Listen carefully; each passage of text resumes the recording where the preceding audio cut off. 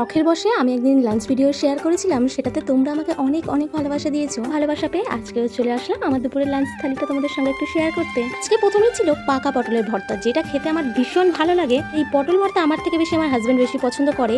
এই পাকা পটল ভর্তাটা দিয়ে ভালো করে ভাতটা মেখে খাওয়ার মজাটাই আলাদা। তোমরা কারা কারা পছন্দ করো কমেন্ট সেকশনে জানিয়ে যেও। কথা বলতে আমি মিনি ব্লগ পোস্ট করতে পছন্দ করি, কিন্তু খাবারের ভিডিওগুলো পোস্ট করা আমার অতটা পছন্দ হয় না।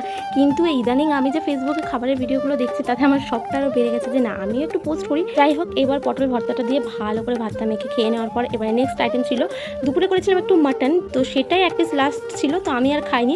আর জানি না একভাবে আমি ভিডিও বানাই আর পরে গিয়ে দেখি ভিডিওটা হয়েছে অন্যরকম। যেহেতু আর কোনো অপশান থাকে না, সেই জন্য আমার এই ভিডিওটা পোস্ট করতে হয়। ও যাই হোক, নেক্সট আইটেম ছিল নোটে শাক ভাজা।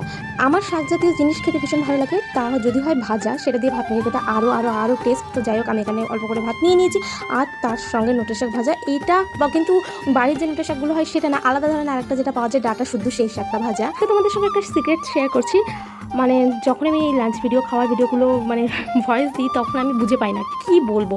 মিনি ব্লগে তো বলা যায় যে কী করছি না করছি, কিন্তু এই ভিডিওগুলো কি পোস্ট করব, মানে কি বলবো, মেন ভয়েস ওভারটা কী দেবো সেটা বুঝে পাই না। যাই হোক, যদি কিছু ভুল ত্রুটি থেকে থাকে ক্ষমা মার্জনীয়। কারণ মানুষ অভ্যাসের দাসী। আস্তে আস্তে যখন 2-3টে ভিডিও আপলোড করা শুরু করবো, একইভাবে ভয়েস ওভার দেওয়া শুরু করবো, তখন নিজে থেকেই সব কিছু জেনে যাবো কোন টাইমে কী বলতে হবে বা ঠিকঠাকভাবে কীভাবে দিলে তোমাদের পছন্দ হবে।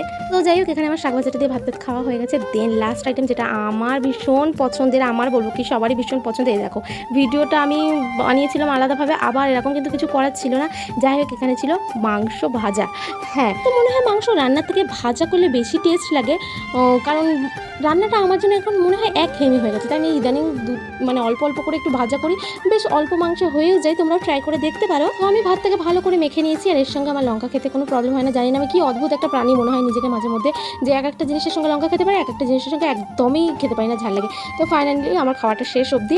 তো বুঝে পাচ্ছি না কী বলবো না বলবো, বকেই যাচ্ছি। জানি তোমাদের কাছে একটু খারাপ মনে হবে, কিন্তু এই যে 3 মিনিটের ভিডিওটা কীভাবে শেষ করবো নিজের মাথায় আসে না। তো আজকে ভিডিওটা আমি এখানেই শেষ করছি। ভালো লাগলে লাইক কমেন্ট শেয়ার করুন, আমার ইউটিউব চ্যানেলটা গিয়ে সাবস্ক্রাইব করে দিও।